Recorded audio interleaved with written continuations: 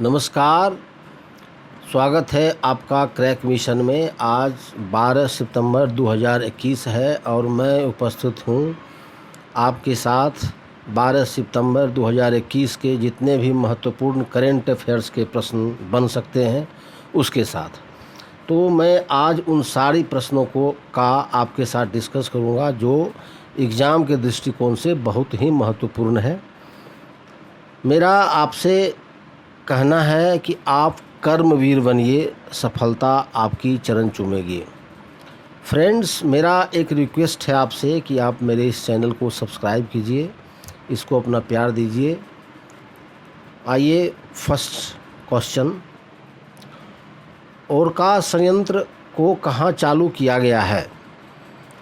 तो इसको चालू किया गया है आइसलैंड में। अब ये जो ओरका संयंत्र है इसका वर्क क्या है? तो ये कार्बन का अवशोषण करेगा, जो हवा में कार्बन है उसका अवशोषण करेगा।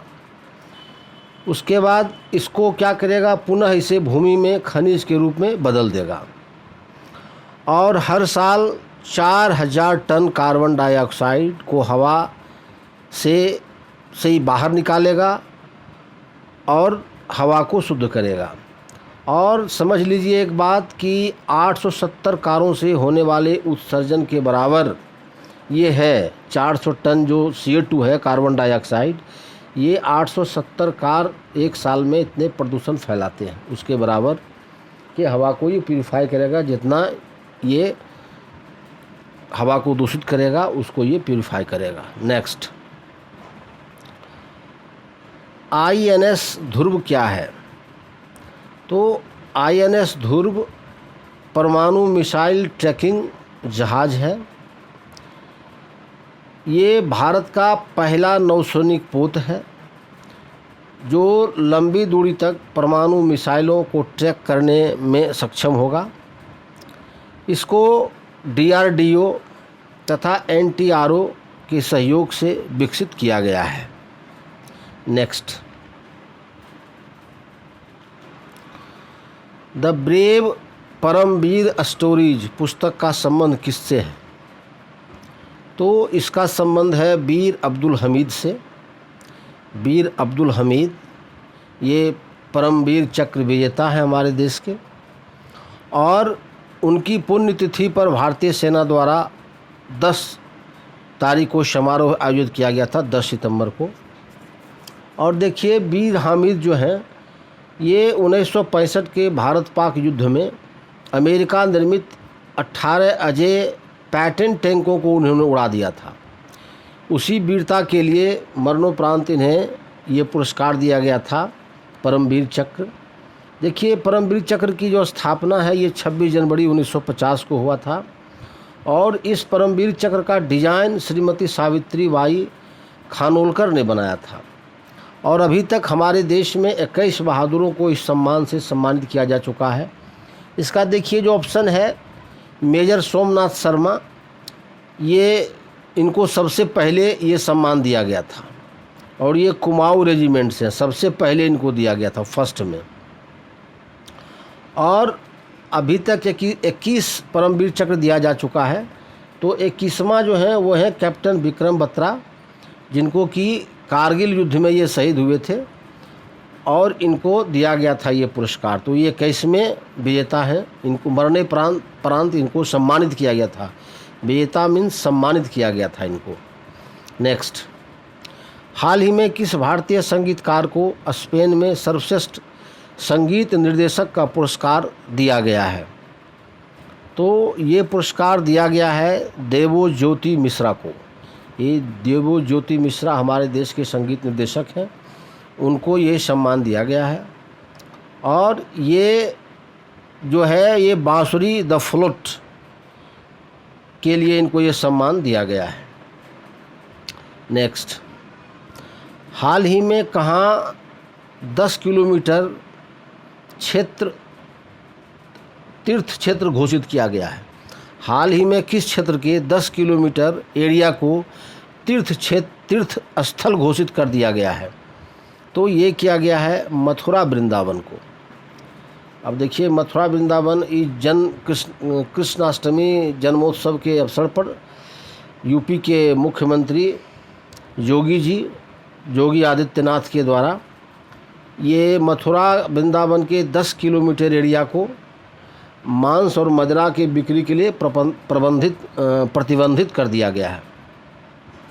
नेक्स्ट, किस देश ने भूमि प्रबंधन प्रणाली को पूरी तरह डिजिटल बनाने का निर्णय लिया है? तो ये निर्णय लिया है बांग्लादेश ने। अब देखिए, बांग्लादेश हमारा पड़ोसी है, ये हमारा पड़ोसी देश है। इसकी राजधानी ढाका है, इसकी जो करेंसी है वह टका है, इसके राष्ट्रपति अब्दुल हामिद हैं और प्रधानमंत्री शेख हसीना है। नेक्स्ट, किस देश को 2022 के अंत तक के लिए IOC ने निलंबित कर दिया है? यानी इंटरनेशनल ओलंपिक कमेटी जो है उसने निलंबित कर दिया है किस देशों को 2022 के लिए के अंत तक? तो ये किया है उत्तर कोरिया को प्रतिबंधित कर दिया गया है। और कारण ये कि इस बार जो ओलंपिक हुआ उसमें इसका एक भी खिलाड़ी भाग नहीं लिया था, इस कारण इसको प्रतिबंधित किया गया है। और अंतर्राष्ट्रीय ओलंपिक संघ की स्थापना 1894 ईस्वी में हुई थी और इसका जो हेडक्वार्टर है वह स्विट्ज़रलैंड के लुसाने में है और थॉमस वाग इसके भी अध्यक्ष हैं वर्तमान में, थॉमस वाग। देखिए, तो कोरिया जो है वो तो तानाशाह है, उत्तर कोरिया जो है तानाशाह कंट्री है और 38 डिग्री उत्तर कोरिया और दक्षिणी कोरिया को अलग करता है। नेक्स्ट, हाल ही में आई रिपोर्ट के अनुसार कोरोना टीकाकरण की डबल डोज कितने प्रतिशत मृत्यु दर को रोकने में प्रभावी है? तो ये है 97.5%।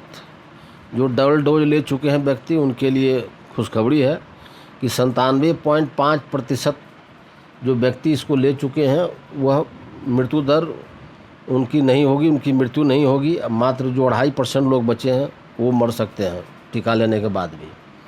अब देखिए, ये जो 96.6% है ये फर्स्ट डोज, जो फर्स्ट डोज ले चुके हैं वह 96.6% सुरक्षित है।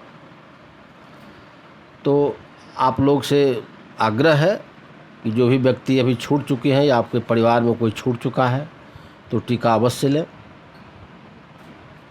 नेक्स्ट,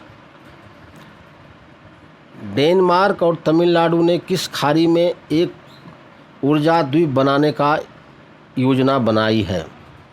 तो ऊर्जा द्वीप बनाने की योजना बनाई है, ये है आंसर है इसका मन्नार की खाड़ी।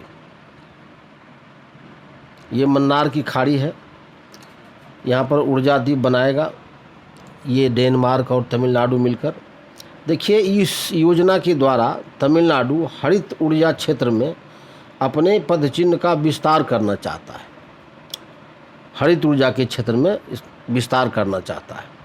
अब आइए, ये जो तमिलनाडु है, तमिलनाडु के मुख्यमंत्री तो M.K. स्टालिन है, इसका जो राजधानी है वो चेन्नई है और इसके राज्यपाल जो हैं वो बदल चुके हैं।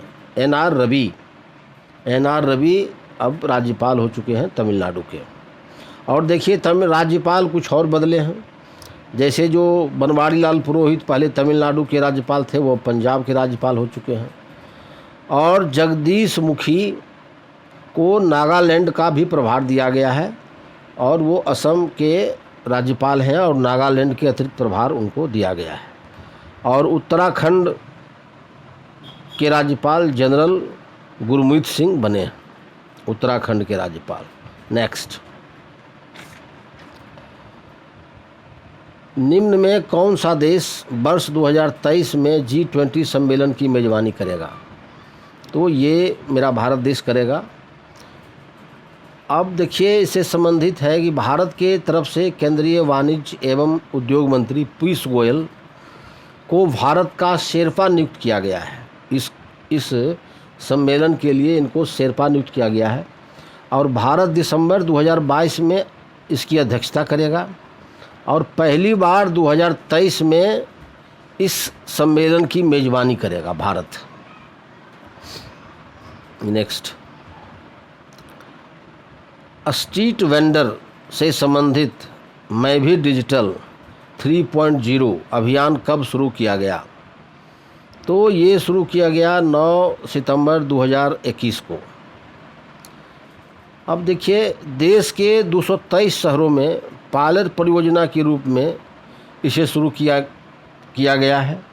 यह अभियान पीएम स्वनिधि योजना के तहत आवास और शहरी मामलों के मंत्रालय ने इलेक्ट्रॉनिक्स और सूचना प्रौद्योगिकी मंत्रालय के सहयोग से इस प्रोग्राम को लॉन्च किया है। ये जो है स्ट्रीट वेंडर से संबंधित, ये जो स्ट्रीट वेंडर हैं जो गली में अपना दुकान लगाते हैं उससे संबंधित है, उसी के विकास से संबंधित ये योजना है। मैं भी डिजिटल उनको डिजिटल तरीके से लोन प्रोवाइड किया जाएगा, उनको डिजिटल पेमेंट करने के बारे में जागरूक किया जाएगा, उसी से संबंधित ये अभियान है। तो मैंने 12 सितंबर 2021 के जितने भी एग्ज़ाम के दृष्टिकोण से महत्वपूर्ण प्रश्न हो सकते हैं, जो एग्ज़ाम का पैटर्न है उसके हिसाब से जो महत्वपूर्ण सवाल हो सकते हैं, वो सब मैंने आपके साथ डिस्कस किया। मैं फिर आपसे कहता हूँ कि आप कर्मवीर बनिए, सफलता आपकी चरण चूमेगी। तो अगर मेरा ये वीडियो आपको अच्छा लगे तो कमेंट कीजिए, मेरे इस चैनल को सब्सक्राइब कीजिए, इस वीडियो को दोस्तों के साथ शेयर कीजिए। Thanks for watching my video. और मैं हर दिन सुबह 5 से 6 बजे के बीच आपके लिए करेंट अफेयर्स का वीडियो लेकर आता हूँ। थैंक्स।